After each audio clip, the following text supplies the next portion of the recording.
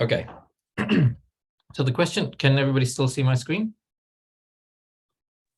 Yes. Okay. The question I'd like to ask today is, what is the inverse of a Laplace transform?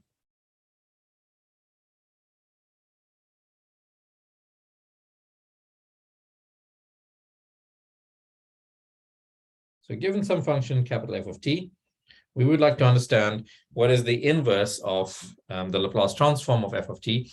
And by the inverse here, up until now, we've been exploring how to find the inverse by finding a bunch of forward transforms and then remembering what those were, and then sometimes manipulating them to get the inverse Laplace transform. What we want today is an actual integral representation of this inverse Laplace transform. So I need to make a couple of assumptions. The first one is on the structure of f of t, and I'm going to assume that this function f of t is at least piecewise continuous and of exponential order and analytic on and to the right of the line, the real part of z equals a. So these are my assumptions. So one, f is piecewise continuous.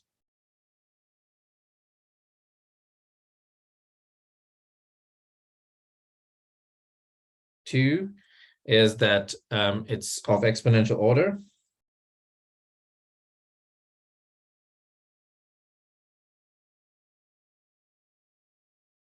And three, I need it to be analytic.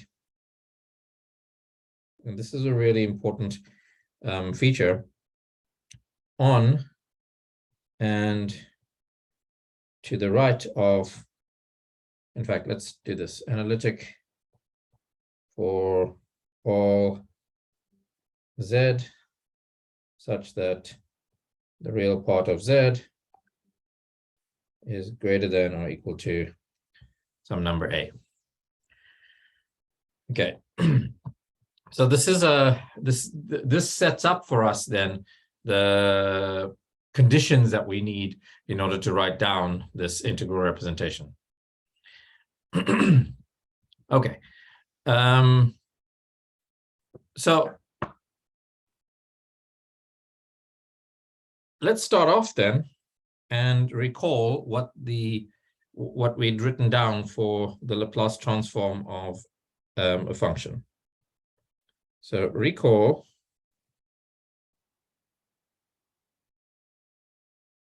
that when we started off with our function f and took its Laplace transform, we ended up with some function which we were calling little f of s. Okay, so let's assume for a second here that instead of s being a real variable, let's assume that this f is a complex variable. So I'm going to make the assumption, I'm going to analytically continue, if you follow our logic from previous lectures, this is some complex number. The reason why we want to do this is because it gives us much more flexibility than just dealing with an s in the real line. Well, with the assumptions that we've made, the fact that capital F is of exponential order means that little f exists because the integral that defines it exists. The fact that capital F is piecewise continuous, and the fact that it is analytic for all z such that the real part of z is greater than a, means that by the Cauchy integral formula, I can write this thing as 1 over 2 pi I times the integral over some closed contour C, which I will tell you about just now, of f of z over z minus s dz. Is everybody with me? Yeah. Here, C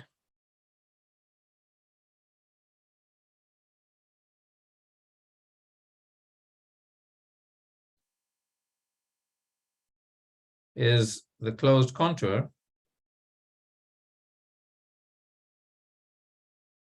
given by the following, given as the following. Here's my complex plane.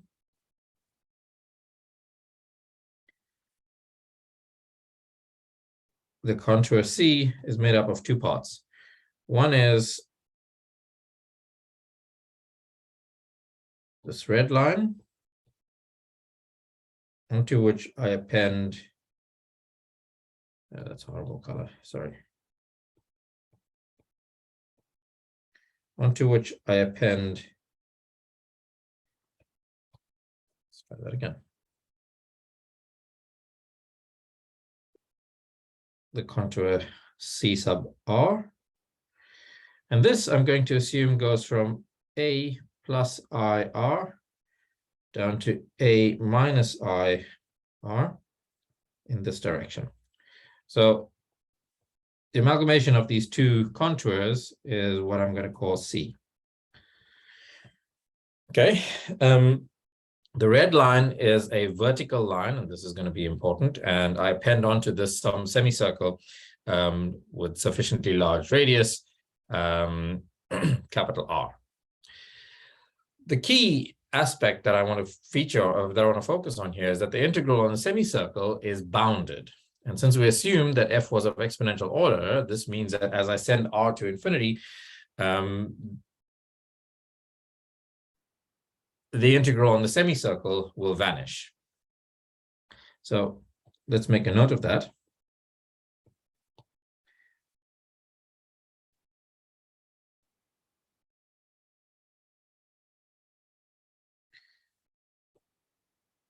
The integral on CR is bounded.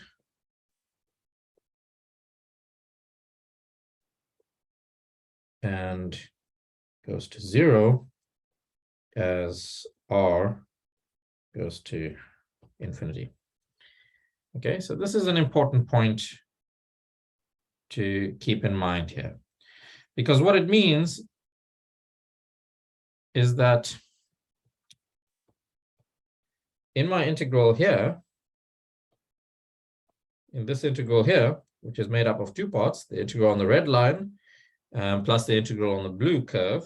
The integral on the blue curve goes to 0 as r goes to infinity, so that my function f of s, which recall was the Laplace transform of capital F of t, is just 1 over 2 pi I times the integral from a minus I infinity to a plus I infinity, because I'm setting r to infinity, f of z over s minus z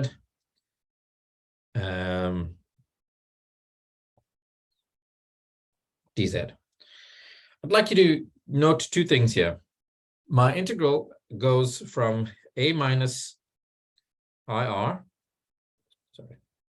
from a minus IR to a plus IR, and then down in this direction. So the natural positively oriented curve goes from a plus infinity to a minus infinity, whereas I've chosen to go from a minus infinity to a plus infinity. Dylan, question? Sorry, Prof, I have two questions. So the first one is, in this integral representation, isn't it z minus s? Yes, good, good observation. So this is what I was explaining. My limits of the integral, naturally, if I follow the positive orientation for this curve, goes from a plus infinity to a minus infinity, if you follow this arrow. If I flip the orientation to go from a minus infinity, so if I flip to go in that direction, then it comes with a minus sign, which I can absorb by changing z minus s into s minus z.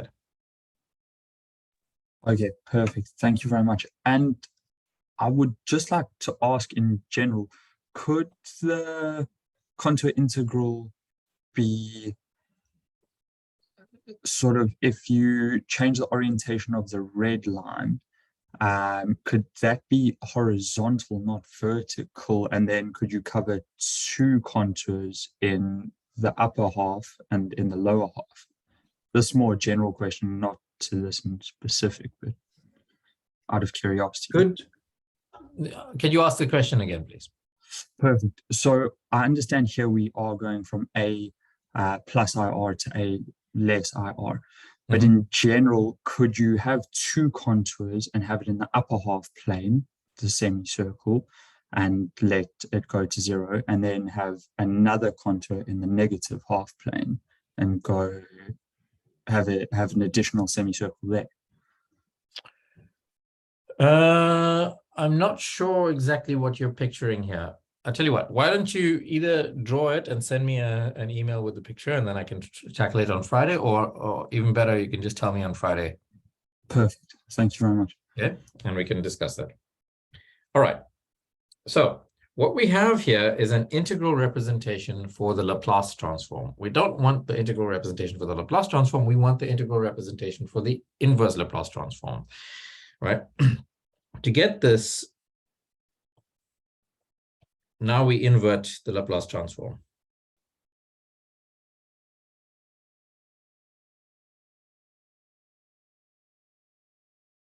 And to do that, we're going to act with L inverse. So if I do that on the left-hand side, I'm going to get the function f of t, which I want. And this is just the inverse Laplace transform of f of s, which is 1 over 2 pi I, writing now my integral representation, the integral from a minus I infinity to a plus I infinity of the inverse Laplace transform acting on f of z times s minus z to the minus 1 dz. The inverse Laplace transform only acts on s. Okay, so it acts on s to bring it back to t space. So this is going to be 1 over 2 pi I integral from a minus infinity to a plus I infinity of f of z, which I can take out of the action of the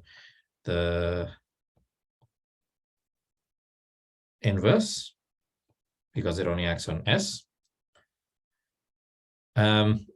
times the inverse Laplace transform of a function of s that looks like 1 over s minus z integrated with respect to z. But now I go back to what I've been doing so far, and I recognize, I know what the inverse Laplace transform of this is. It's just an exponential. So this is just 1 over 2 pi I times the integral from a minus I infinity to a plus I infinity of e to the z t f of z dz. And this is what we want. So this is the relation that we wanted, and this is the inverse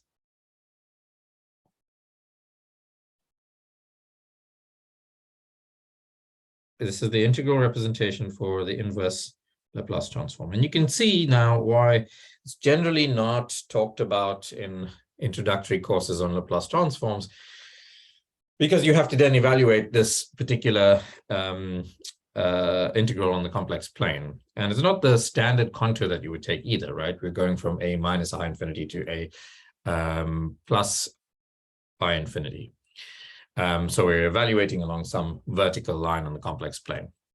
In order to evaluate the integral itself, I have to use the residue theorem. So in particular, I assumed that this function f was analytic for all z to the right of the line, the real part of z equals a, so to the right of the vertical line a. But it might not be analytic to the left of this line. So it could well have some poles or some other singularities on the left of that line. So to evaluate the integral, we have to use the residue theorem.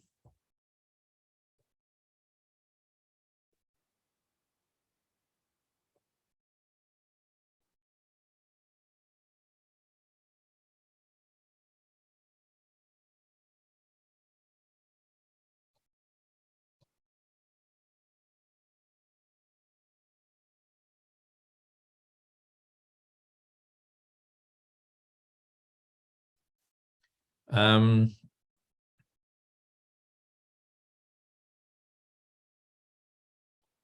some appropriate closed contour.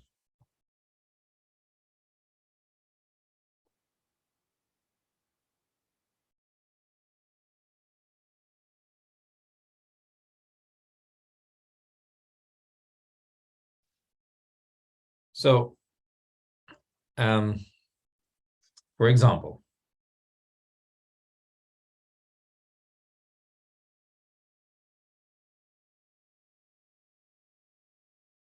here's my complex S-plane.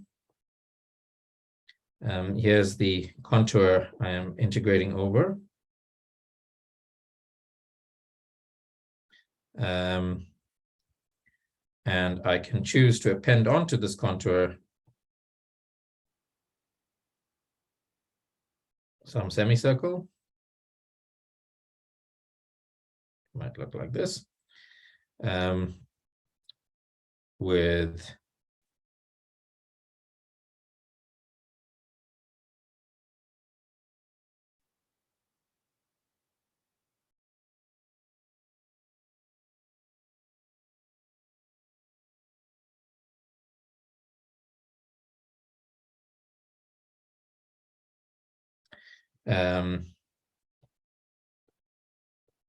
this being A minus I R, A plus I R, and this being the radius of the semicircle.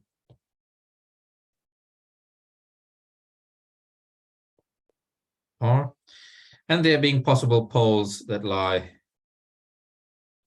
in various places to the left of the red vertical line. Okay. In this case, the story here is that the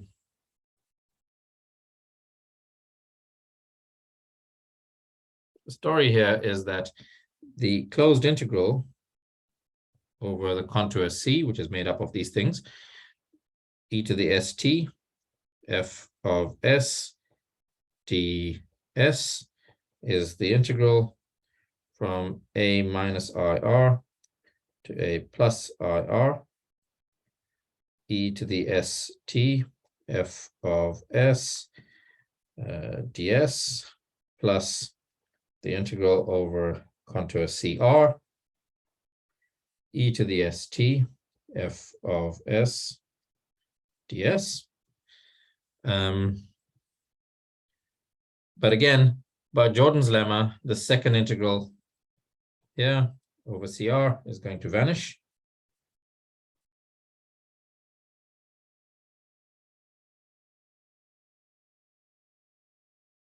And so the upshot here is that the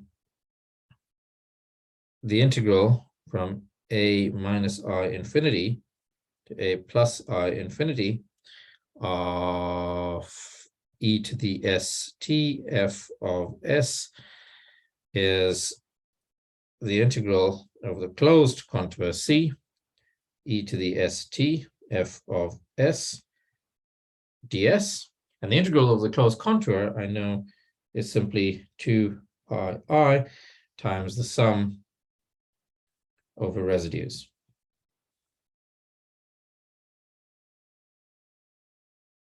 Of e to the st f of s, sum over residues si.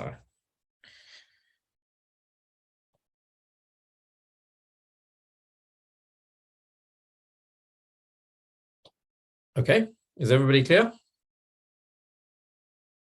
Yeah. Okay, so let's do an example to make this, just to elaborate on this and cement the ideas. And I want to use as an example something that we've evaluated already, so we can check. So let's use the Bromwich integral to invert function f of s equal to, let's say, a over s squared minus a squared. Okay, we've already done this before, so we know this is going to come out to be a hyperbolic sine, but let's see how this comes out from the Bromwich integral. So the Bromwich integrand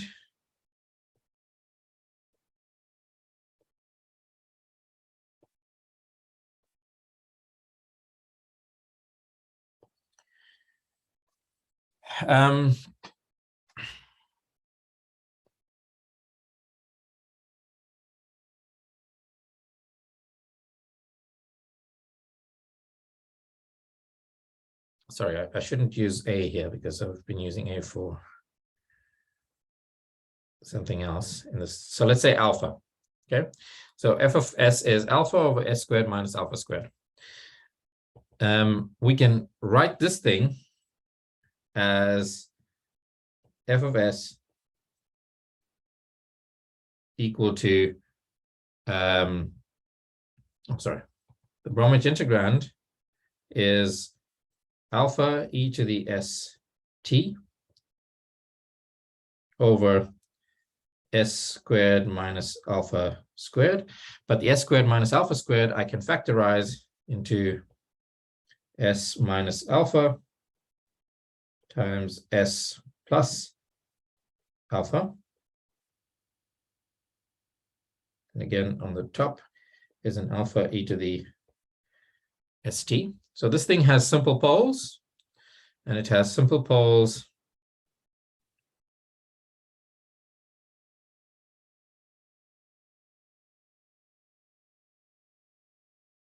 at s equals plus or minus alpha. So in our picture here, I would replace these by s equals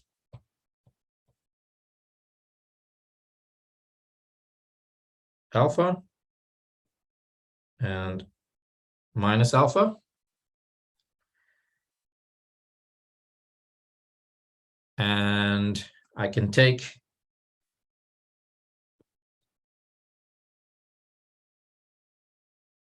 a to be any number greater than the absolute value of alpha in order to make the integral converge. In which case, residues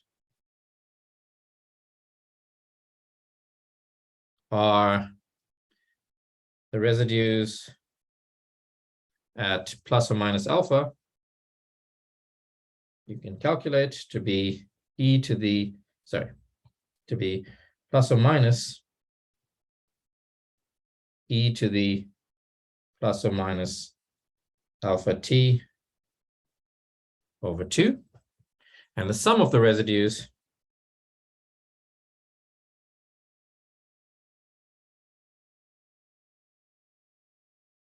is just e to the alpha t over 2 minus e to the minus alpha t over 2, which is just the hyperbolic sine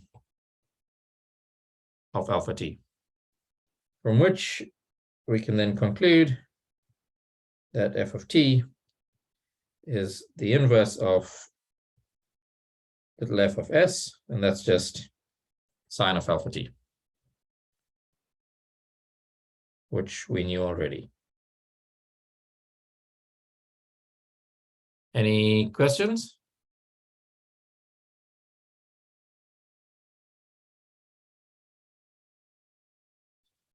Okay, if there aren't any questions, you might wonder then, well, that wasn't too difficult. Why is this such a big deal that we don't see it any earlier? Well, the reason why it's such a big deal and you don't see it any earlier is because not all contours are as simple as the one that we just picked.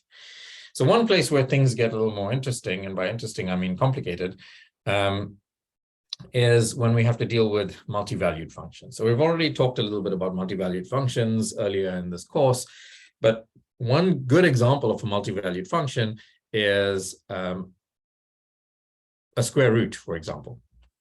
So functions like a square root are problematic to handle because they are precisely multi-valued functions. So what happens with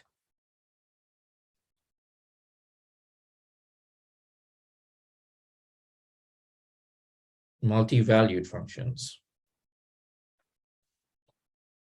is the question we would like to answer.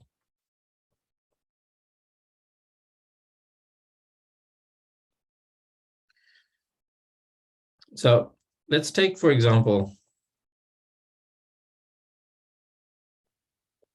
f of s equal to the square root of s minus a as an example of such a multi-valued function, with a being some real number like that. Okay, this function has no poles, but the square root is, of course, multi-valued with branch points where the argument of the square root, in this case s minus a, vanishes. So there are two branch points actually. Here there's a branch point at s equals a, and there's a branch point at infinity. Okay, so this has a branch point, and the only finite branch point then is the one at s equals a. So this has a branch point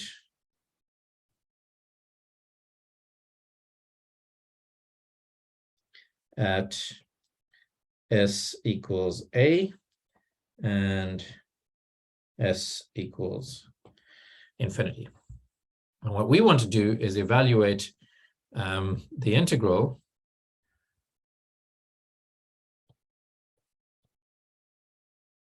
the inverse Laplace transform of this square root of s minus a is the integral of 1 over 2 pi I, integral from some number lambda minus I infinity to some number lambda plus I infinity, and I'm using lambda here to disambiguate with the a, e to the s x square root s minus a ds. And I'm using the x here just because we shouldn't get fixated on particular variables, x or t or whatever. Now we make a change of variables to make our lives a little bit simpler. And I want to change variables from s to, let's say, z equals s minus a. So change variables.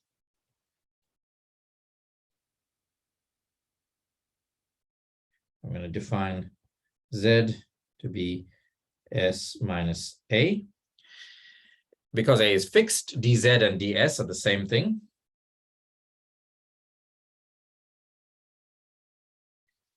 But this will have an impact on the lambda here, okay? Because I'm shifting my variable, the limit of the integral will shift, and visually speaking, this says that I shift the vertical line that I'm doing the integral on. So I don't really care what that vertical line is. I'm just going to call that beta, say. So this then becomes the integral of e to the ax, which I get from this piece here. Sorry, which I get from this piece here in making this change of variables. E to the ax over 2 pi I, integral from, let's say, beta minus I infinity to beta plus I infinity, e to the zx square root of z dz. Now z is positive, but it can be arbitrarily close to 0.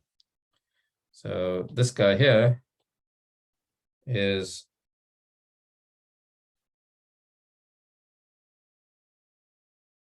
an arbitrarily small positive number. Okay, I need to figure out how to pick an appropriate contour for this integral. And the contour that I'm going to pick must And the contour I'm going to pick must take into account that there's a branch cut connecting those two branch points. So the contour I'm going to pick is going to be the following. And it shouldn't be too unfamiliar a contour given what we've done previously dealing with branch cuts and branch points. But I have two branch points, one at z equals 0. Okay, that's the origin. And the other one at z equals infinity. Like I said, on the complex z plane, there's an infinite number of z equals infinities. They're all the North Pole, and I can pick whichever one I want to do the appropriate integral. So I'm going to pick my branch cut to go along the negative real axis. There's my branch cut.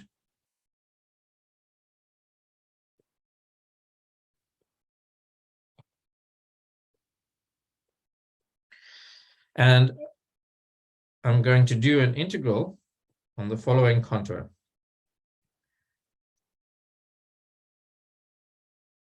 This is not to scale, but basically I pick some arbitrarily positive number. I'm going to go, in fact, let's do it like this.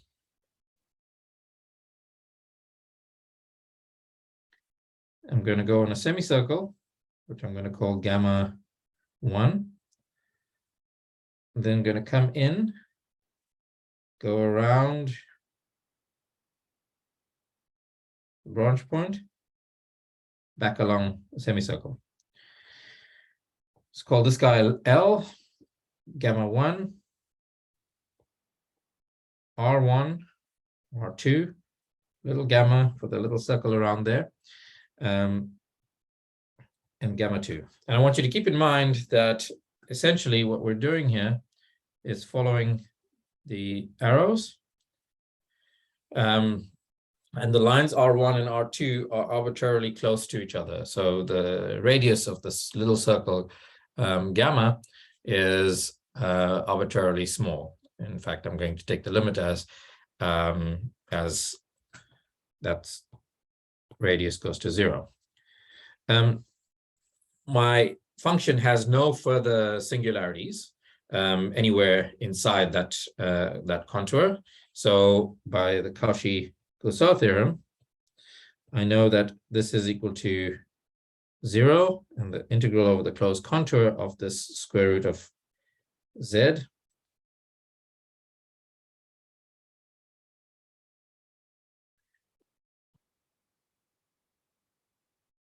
e to the zx can be broken up into an integral over L plus an integral over gamma 1 plus an integral over gamma 2 plus an integral over R1 plus an integral over R2 plus an integral over gamma. And of all of these integrals, the only two that contribute, so all of the other ones go to 0. This one does get, this one I need. This one goes to 0. This one goes to 0. This one will go to 0.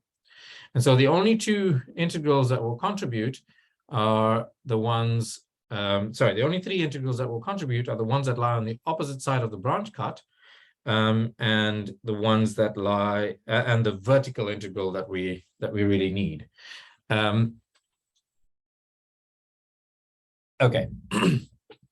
So what I would like you to do is to use the results that we've shown before to show as an exercise by appropriately parameterizing the curves that remain, that